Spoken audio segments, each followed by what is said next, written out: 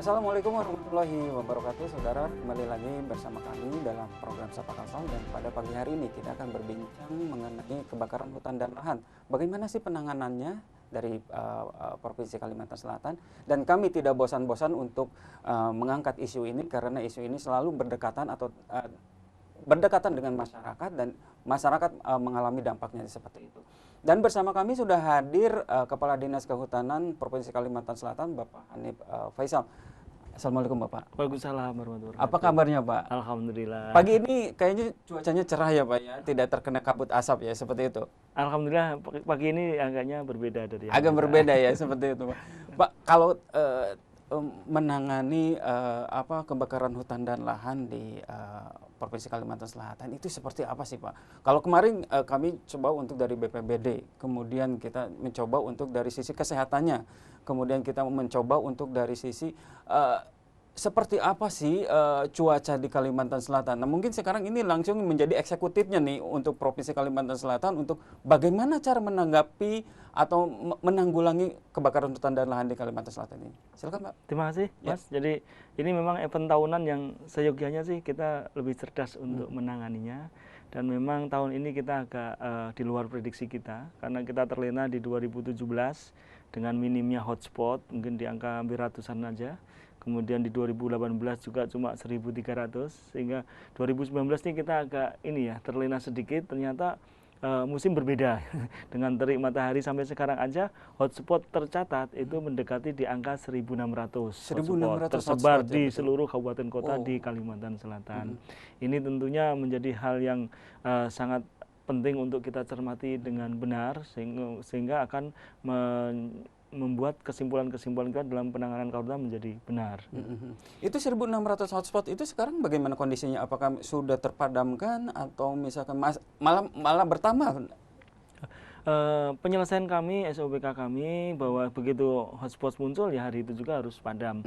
Ada beberapa hotspot yang memang sifatnya tidak mudah untuk dilakukan pemadaman. Jadi ada beberapa karakter kebakaran hutan dan lahan yang mempunyai karakter yang berbeda-beda. Ada yang di tanah mineral, di pegunungan itu sifatnya besar tapi dia mudah mematikannya.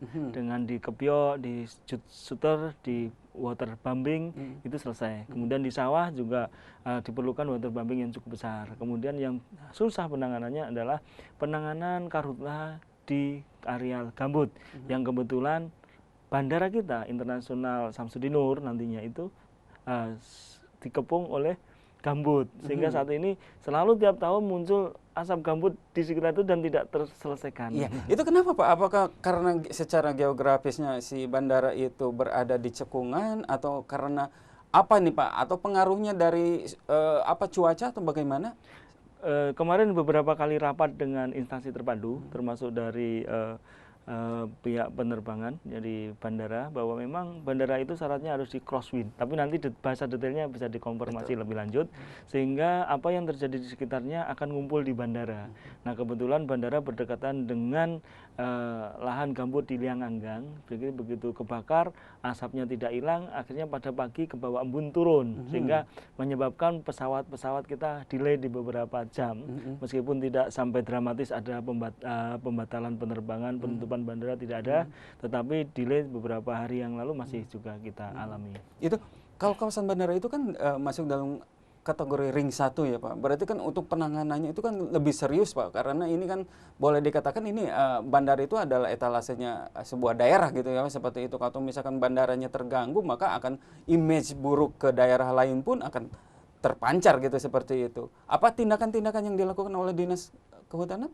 Nah, ini memang menjadi perhatian serius kami di ring 1 ini. Betul katakan Mas, bahwa itu menjadi instalasi kita. Begitu itu tertutup, kabarnya menasional bahkan internasional. Sehingga dengan demikian menjadi perhatian serius. Tahun-tahun sebelumnya kita belum pernah bisa memecahkan masalah itu.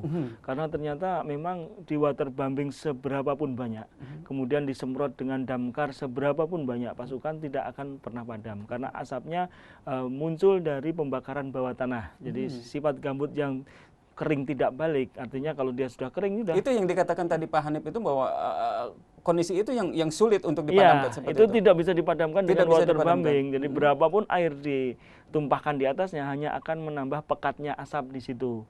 Kemudian berapapun air yang kita semprotkan juga tidak akan terlalu banyak mampu mengurangi asap, karena yang apinya boleh padam di atas, tetapi bara apinya di dalam gambut itu masih menyala dan menjalar kemana-mana. Apa yang dilakukan oleh Pemda terkait dengan hal ini, Pak? Bapak Gubernur setelah mempelajari ini mencoba mengkolaborasi semua hal-hal kaitannya dengan pemadaman gambut. Akhirnya disimpulkan bahwa kita masih memiliki saluran irigasi Riam Kanan yang kebetulan arahnya berhimpit bersejajar dengan areal yang terbakar, sehingga Bapak Gubernur secara teori memang kebakaran gambut hanya bisa selesai dengan perendaman air atau datang musim hujan yang cukup deras.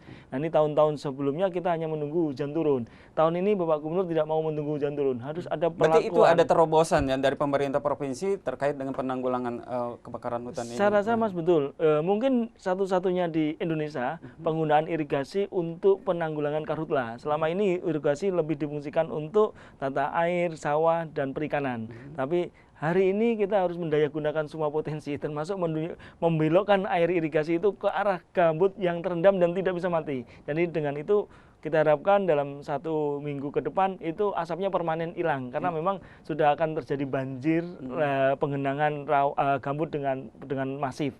Ini tidak ada lagi tempat bara lagi bisa hidup. Ini terobosan Pak Gubernur saya. Iya, tapi ada efek dominonya nggak Pak ketika misalkan irigasi ini sekarang itu dialirkan untuk perendaman area hutan gambut yang terbakar, apakah ke dampak ke pertanian dan sebagainya? Jadi memang itu yang kita gunakan adalah air dari saluran sekunder, bukan di primernya. Bukan di primernya. Jadi masih ada beberapa kegiatan yang bisa ditolerir. Di antaranya bahwa saat ini kebetulan musim kemarau sehingga penggunaan air untuk persawahan hampir tidak ada. Sehingga air itu cuma jatuh setelah sampai ke pembuangan masuk ke laut.